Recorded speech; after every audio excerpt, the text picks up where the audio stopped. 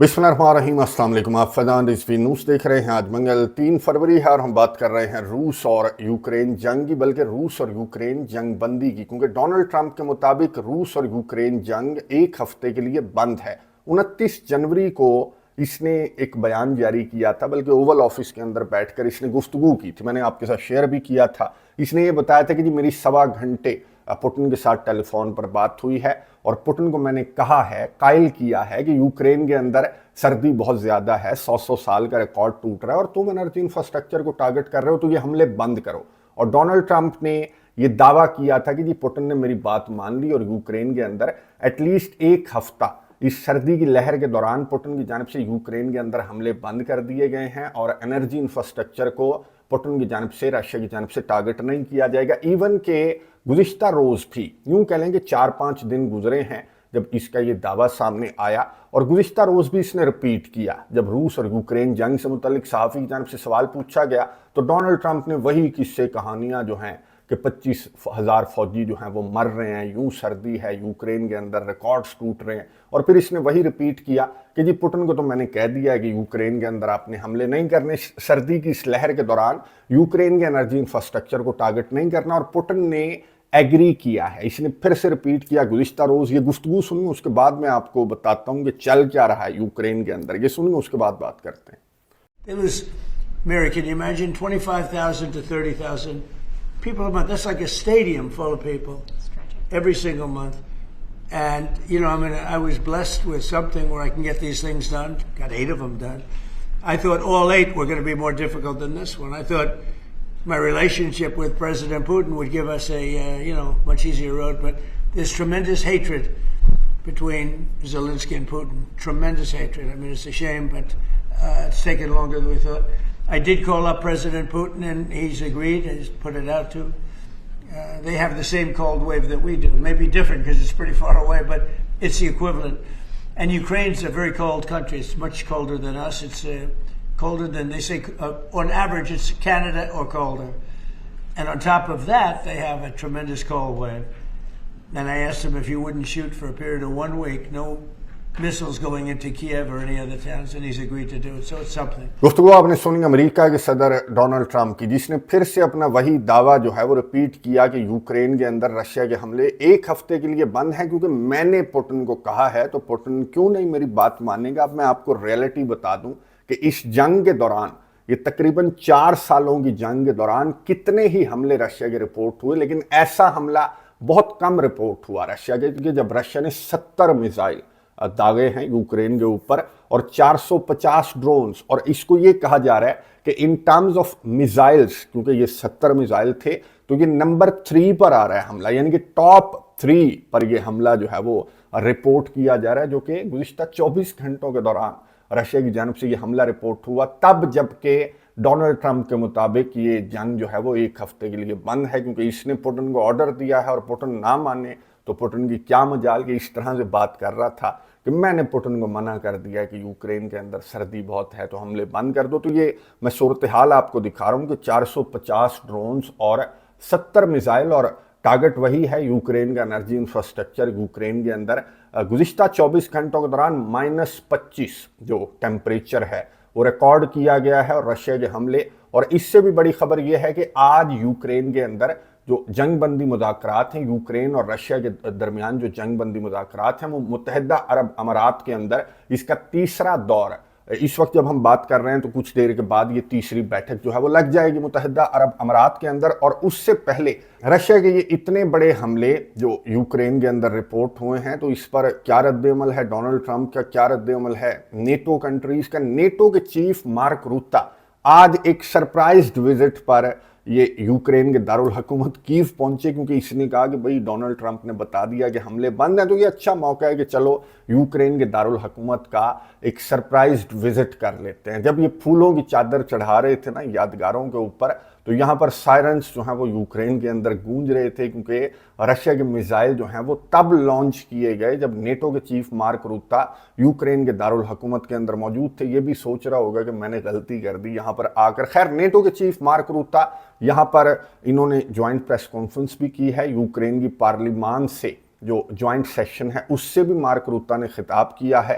अच्छा, यहाँ पर प्रेस कॉन्फ्रेंस के दौरान सहाफ़ी की जानिब से यही सवाल पूछा गया कि जी डोनाल्ड ट्रंप के मुताबिक तो जंग बंद थी और रशिया ने जो है वो ट्रंप की भी बात नहीं मानी और रिकॉर्ड तीसरे नंबर का हमला रशिया की जानिब से यूक्रेन के ऊपर कर दिया गया और एनर्जी इंफ्रास्ट्रक्चर को टारगेट किया जा रहा है रशिया की जानिब से। तो अब आपका रद्द अमल क्या होगा, नेटो कंट्रीज का क्या रद्द अमल होगा और डोनाल्ड ट्रंप का क्या रद्द अमल होगा? क्या आप डोनाल्ड ट्रंप को जाकर बताएंगे कि मैं गया तो सायरन्स गूंज रहे थे, आप कह रहे थे कि जंग बंद है? तो नेटो के चीफ मार्क रूता ने क्या जवाब दिया सहाफ़ी के इस सवाल पर, ये गुफ्तगू सुनिए, उसके बाद बात करते हैं। Secretary General, as you have experienced yourself today, NATO and West are falling to help Ukrainian people not to freeze because of Russia's energy terror.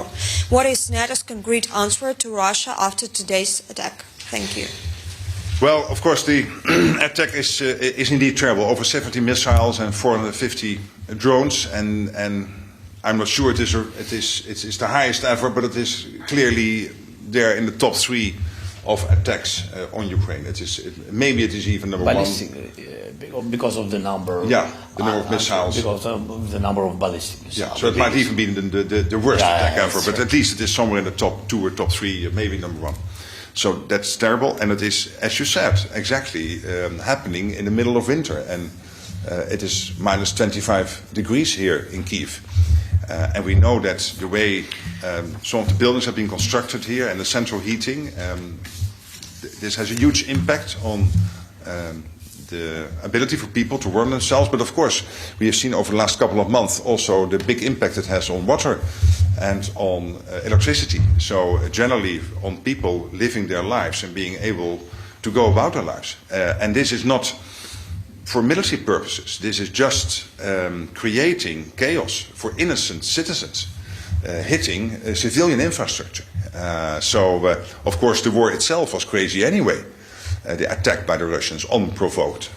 But this is not even a military thing. This is hitting innocent civilians. So I take this extremely seriously. I think the president, Ukraine, is absolutely ready to play ball, to come to a deal with the Russians, which has to be, of course, acceptable for all parties, and particularly, of course, for Ukraine, no doubt. But of course, this starts you to question, makes you question whether the Russians are serious. And let's hope they are.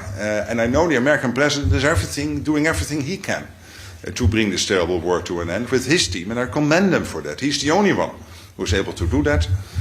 But last night is a really bad signal. गुफ्तगू आपने सुनी NATO के chief mark रूता की, जिन्होंने सहाफ़ी के सवाल पर जवाब दिया जो कि मुझे तो समझ नहीं आया। अगर आपको समझ आया हो तो आपने कमेंट्स बॉक्स में ज़रूर लिखना है। घुमा फिरा कर इसने बड़ी मजम्मतें की हैं कि रशिया का हमला रिपोर्ट हो रहा है, इतनी सर्दी के अंदर रशिया का हमला रिपोर्ट हो रहा है और मैंने हालत देखी है यूक्रेन के अंदर। तो फिर इसने कहा कि जी डैडी जाने और रशिया जाने, सिर्फ डोनाल्ड ट्रंप ही है जो कि रशिया को समझा भी सकता है, इस जंग को बंद करवा भी सकता है। हालांकि इसके सामने है कि डोनाल्ड ट्रंप की बात, जो डोनाल्ड ट्रंप बात कर रहा है, तो उसके अगेंस्ट रशिया के जो हमले हैं वो यूक्रेन के अंदर रिपोर्ट हो रहे हैं, क्योंकि क्रेमलिन की जानिब से बयान सामने आया था कि जी 1 फरवरी तक डोनाल्ड ट्रंप को हमने कहा है कि ठीक है 1 फरवरी तक हम थोड़ा सा लिहाज कर लेते हैं यूक्रेन के साथ, क्योंकि यूक्रेन का जो एनर्जी इंफ्रास्ट्रक्चर है वो बिल्कुल ऑलमोस्ट कोलैप्स कर चुका है और यूक्रेन के अंदर सर्दी जो है वो बहुत शदीद है। बहरहाल जंग के अंदर इस तरह से लिहाज तो नहीं चलता, आप कितना लिहाज कर रहे हैं रशिया का। तो खैर जो नेटो के चीफ हैं मार्क रूता, उनके पास सहाफ़ी के सवाल का कोई जवाब नहीं था सिवाय इसके कि जी डोनाल्ड ट्रंप बहुत अच्छा किरदार अदा कर रहा है, इस जंग को बंद कर रहा है और डोनाल्ड ट्रंप पर हमें एतमाद करना चाहिए। अच्छा, मैं आपको ये जो मुज़ाकरात का तीसरा दौर है मुत्तहिदा अरब अमारात के अंदर, मैं इसका स्टेटस आपको बता दूं।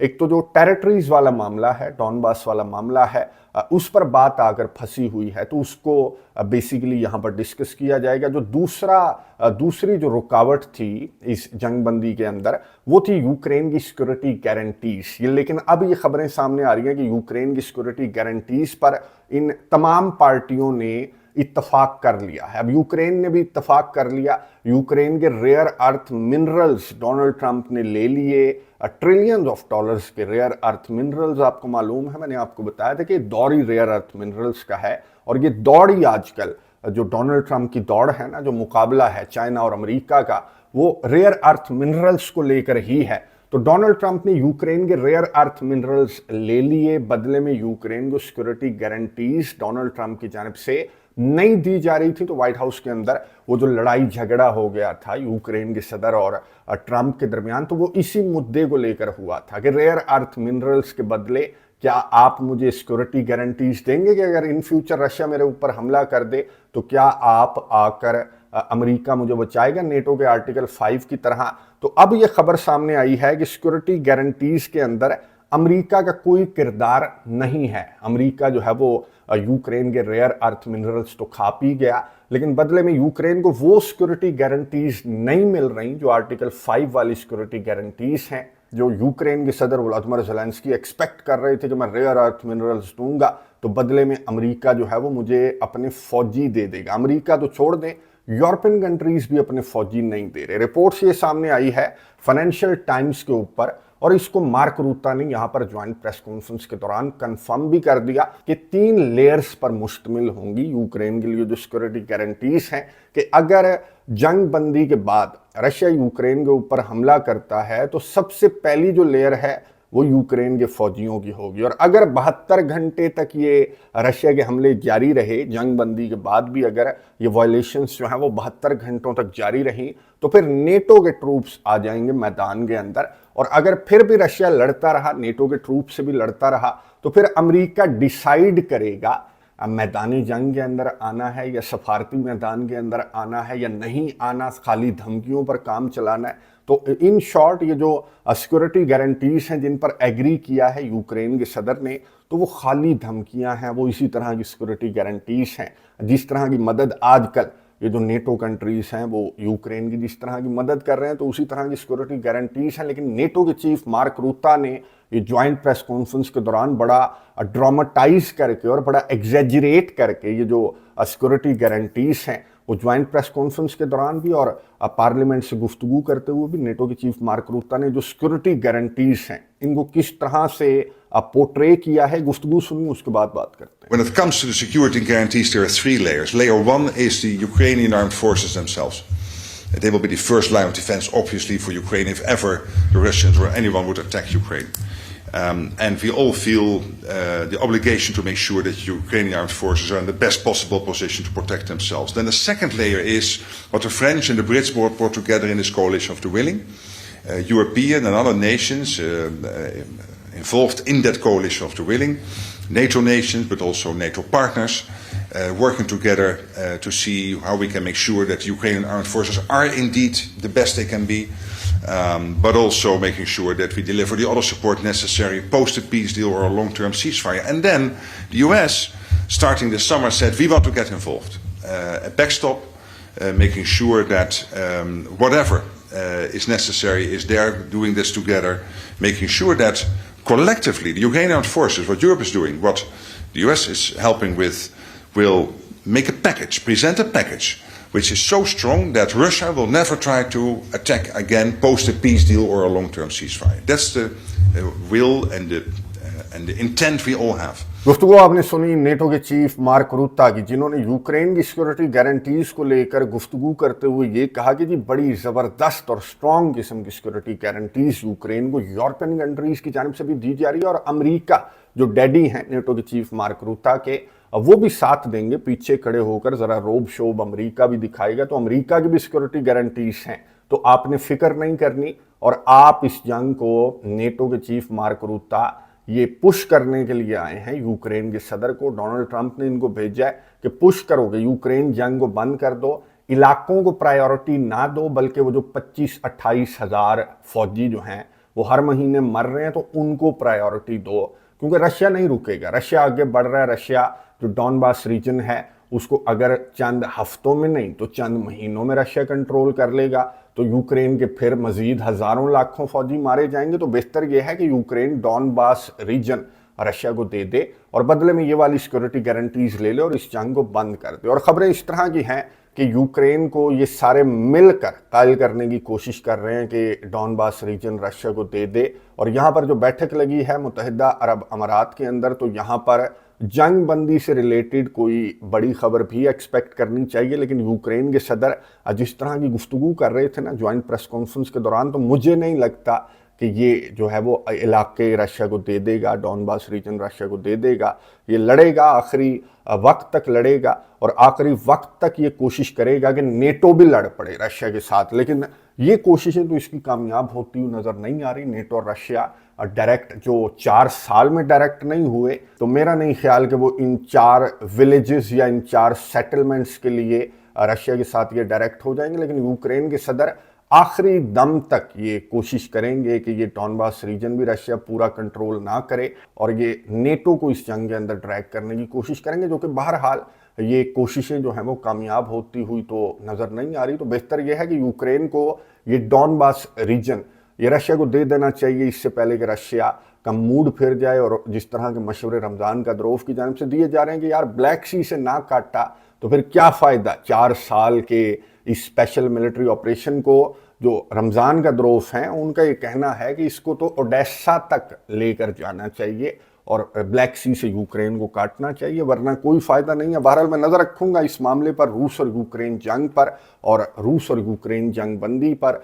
जहाँ तक ताल्लुक़ है ईरान और अमेरिका के दरमियान टेंशन्स का या फिर मुज़ाकरात से मुतलिक बहुत इंपॉर्टेंट खबरें हैं जो कि दूसरे चैनल के ऊपर इकराम साहब के साथ मैं आपके साथ शेयर कर दूंगा, एंड स्क्रीन पर भी दे दूंगा जो ही वो वीडियो अपलोड होगी। तो इस वीडियो के एंड स्क्रीन पर आपको मशरिक वस्ता रिलेटेड वो वीडियो भी मिल जाएगी, ज़रूर देखिएगा। अगली वीडियो तक के लिए इजाज़त दीजिए, अल्लाह हाफिज़।